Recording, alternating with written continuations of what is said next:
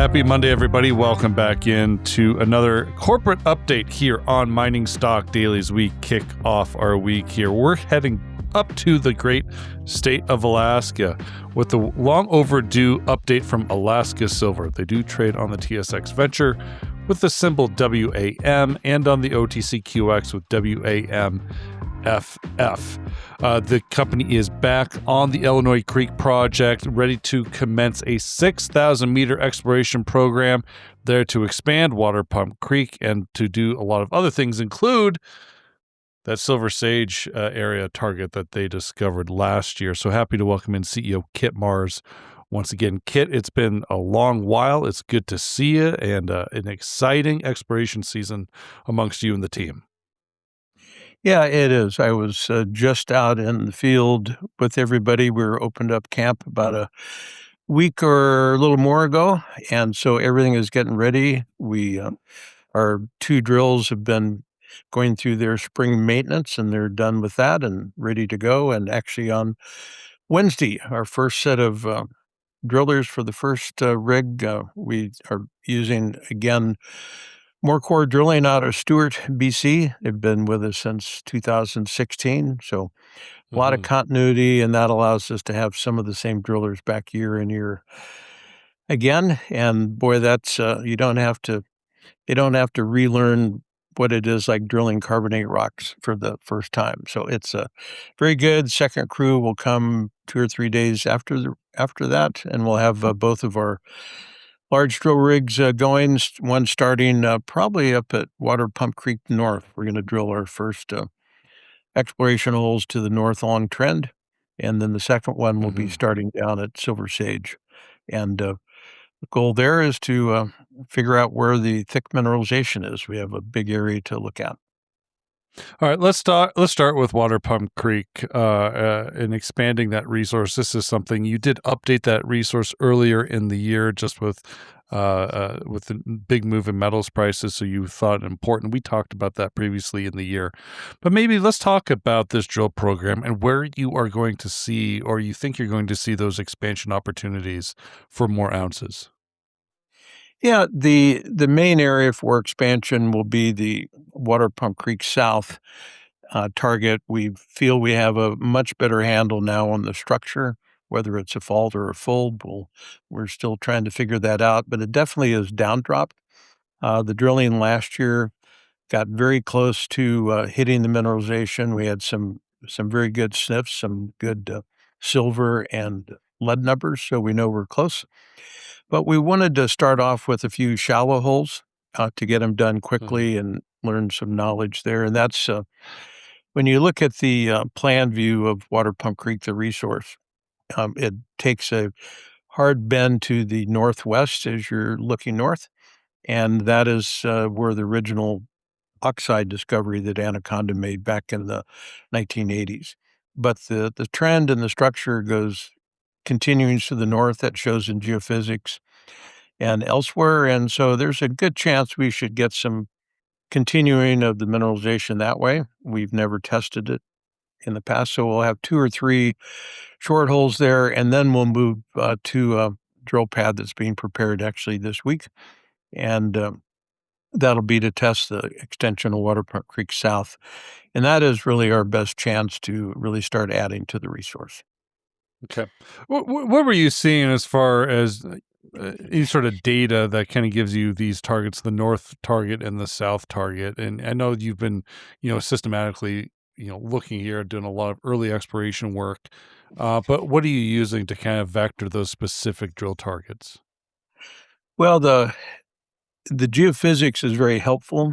It doesn't give specific drill targets, direct drill targeting of the sulfides. What it does is gives us a lot of structure geologic information. So it's actually been about a year and a half ago, the state of Alaska, through their state geological survey and partnership and funded by the U.S. Geological Survey and one of their critical minerals programs, flew a district-wide aeromag survey that was helicopter-supported, low-level, high-resolution. They were actually based out of our camp. And that was very, very helpful, very good data. It took about a year for them to release it publicly. Came out right about a year ago, and that really shows the structure and helps us know where the down drop is, where the Water Pump Creek mineralization has been down drop to the south, and Hmm. we think it's a little bit of a right lateral movement. So that's what we're going to test. We're going to zoom back in a little closer to the trend than we were drilling in the past, and hopefully we'll have some good success there. We'll find out. No. It'll take those are deeper holes, so each one will take about a week to 10 days, and we have a whole number of targets that we plan to test there. Okay. So 3 holes for 600 meters at Water Pump Creek North, another 4 or 5 holes for 2,400 meters at Water Pump Creek South. So I mean, it seems like you can get those done fairly quickly. Are you leaving enough room in the budget to maybe expand the drill program at either of these targets, if so need be? Yeah, right now we're sticking to our plan and our budget, which is the 6,000 meters, and Okay. 3,000 is scheduled for the Silver Sage target. But we have Yeah. flexibility to, depending on the success we have at Water Pump Creek, we can do our exploration testing around Silver Sage. We may get some information that says we need more trenching in one area or another. If that's the case, then we can pretty quickly and about a shift move that drill back to the north if we feel we want to add more footage to Water Pump Creek. So we have that Okay. flexibility. These are all road connected. Water Pump Creek is 1 mile north of the runway, and Silver Sage is about a half a mile to the south of the runway. So we can just head up the Hmm. road, drive to them within a couple hours with the drill rigs are on track. So it's a pretty quick deal. All right. Yeah, okay, the silver sage target, quite interesting. I do remember, I think it was PDAC, you had a rock sample there from silver sage, Yes, we did. with the geologist Sage, and forgive me if I can't remember her last name, person responsible for kind of discovering this area. Looks pretty juicy on surface. So you're talking up to 20 drill holes, 3,000 meters, so pretty shallow holes, but quite a bit of drills here to really help define what's closer to surface. Maybe talk about specifically silver sage and what you're seeing here, the dynamic geological dynamic of what you're seeing and going after with so many shallow holes. Yeah, and Sage's full name is Sage Langston Stewart. So she's now in our 7th year with us. So her discovery last year was really a great example of boots on the ground, fundamental geology and prospecting. The area is 100% covered with the whole area. We've got about 1 meter of it's called wind-blown glacial loose, the German name, blown from the Alaska range, and it gives that cover that makes it hard to see anything. So when we do our soil sampling, you just have to get down through that, and then it's soil sampling is a very good tool. So she did some follow-up, brought in our equipment. We have our own excavators on site, did the trenching, and yeah, there were half a dozen very nice, samples of Argentiferous galena at PDAC, one of which you saw. But they're spread over almost 500 meters of strike length. So we have a lot of area that's sort of called leakage from the system. So we know it shows that it's a big system. Um, we think the porphyry source now is more to the south of Silver Sage, but that's down deep somewhere. We will be getting closer to it with the drilling this year. So we'll have a little more information there. But really, the goal is figure out where along the 500 meters um, is the main area to explore and get into some better thicknesses of sulfides. And once we do that, then we'll be on the road to developing a third resource. That's really the goal with Silver Sage is whether it's this year or one more year drilling to come up with a third resource would be a great boost for us. Okay, very good. All right, what else is happening on the ground here this year? Obviously, it'd be nice to get a couple drill rigs there. You and I have chatted about last year's exploration season. It's a little bit of difficulty getting back there, some administrative things with the exchanges they had to had to get taken care of. I think that it seems like it's all behind you thus far here, Kit. Is there anything else on that part? But anyways, 2026 finally full-fledged drilling program. Happy to be back on the ground. Yeah, last year we just had a long delay filing with the SEC. We were deemed to be an initial public offering in the eyes of the SEC since we had never launched a U.S. financing before. So that was done. We completed our S1. We're now a full reporting issuer. Anybody that wants to dig into the details, we did file a full 10K, which is your U.S. annual report, audited financials, the whole bailiwick. So that is all Mhm. behind us. We've been planning this program since December. So we have two multiple areas. I shouldn't say two. Exploration standpoint, we were able to really fill out our technical team. We have three full-time geologists that are assisting Sage this year, plus a full team of core loggers, etc. So that really is a big change from last year when we were very lightly staffed. So we're already started doing some work up at Round Top area, which is our porphyry copper, but we're really going to spend time not looking at the copper deposit, but we know that the Round Top copper intrusive is intruded in the same carbonate rocks as Waterpump Creek is hosted by. And we know there's mineralization.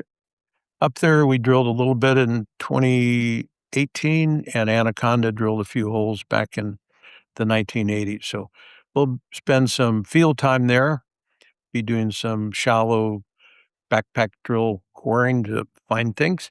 But the other thing Mhm. that's very important, we did really put a updated resource out that included the Illinois Creek oxide gold silver deposit. So what we want to do there is we have our own equipment, so we'll run the excavator down into the pit. Mineralization is exposed right there when the mining ceased back in 2002. And we're going to take a couple bulk samples. We're working with our metallurgical team now and figure out exactly how big they should be, how many. And the goal there is Mhm. to do some modern metallurgical work and come up with a new flow chart for the oxide gold silver. It has quite a bit of copper in it, which was a problem in the past because they didn't extract it. But now with $6 copper, it's definitely worth extracting. Silver was $3 back in the 1990s, and so they didn't even have a copper circuit.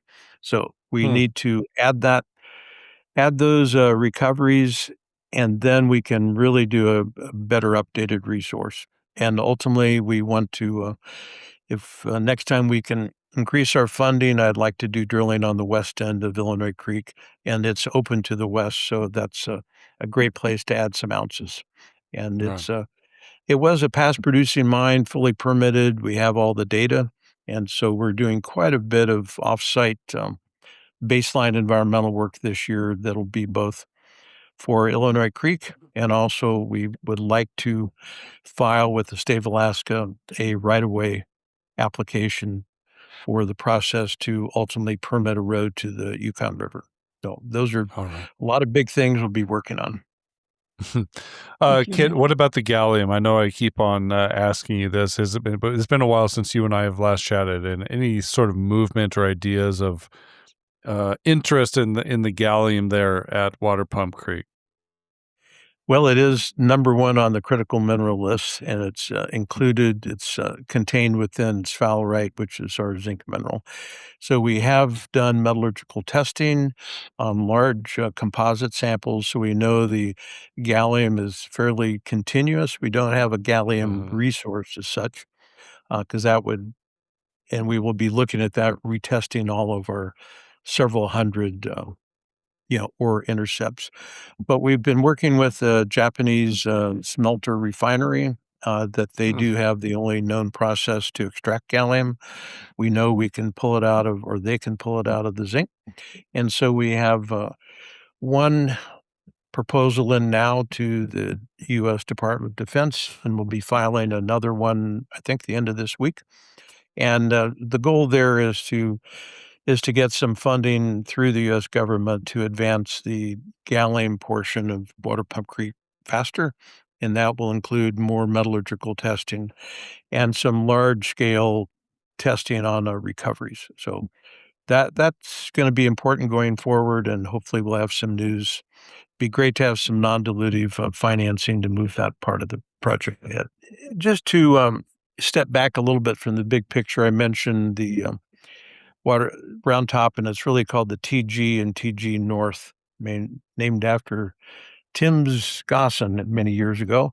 So from the high view that Peter McGaugh provides in his studies of carbonate replacement deposits around the world, they usually occur in a sequence, or there's multiple deposits along a geologic trend.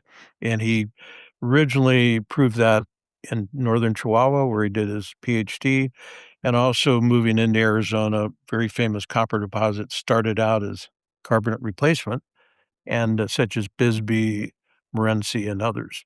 So going up to Round Top and TG North, it shows that we have two separate porphyry centers. One at Round Top, where we see the copper porphyry and have drilled it. Illinois Mhm. Creek, where we have all the carbonate replacement deposits that occur around a porphyry, but we haven't found the center of it. But it really shows we have two, and that's one of Peter's checklists.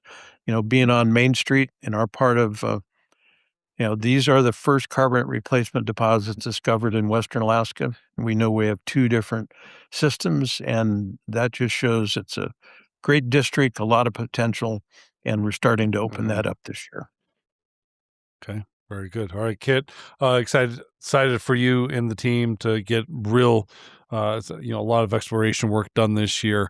And obviously we'll be covering the news and chatting with you a little bit more as the summer progresses and more news comes from the market here for your equity. Good to have you back. It's been too long. Hopefully we don't have to wait next time to have you back on. But I know you'll be busy. Yeah, no, and we have upgraded our satellite internet links out at Illinois Creek, and I think we'll schedule when I'm back out there, we'll do some on-site interviews with include Sage on there, because she can tell the story better than I can. Oh, wonderful. I look forward to that discussion. All right, that's Kit Mars, CEO of Alaska Silver, again, trading on the venture with the symbol WAM and on the OTCQX with WAMFF. Kit, all the best to you and the team. Thanks so much. Hey, good to see you again. The information presented should not be considered investment advice. Mining Stock Daily and its affiliates are not responsible for any loss arising from any investment decision in connection with the material presented herein. Please do your own research or speak with a licensed financial representative before making any investment decisions.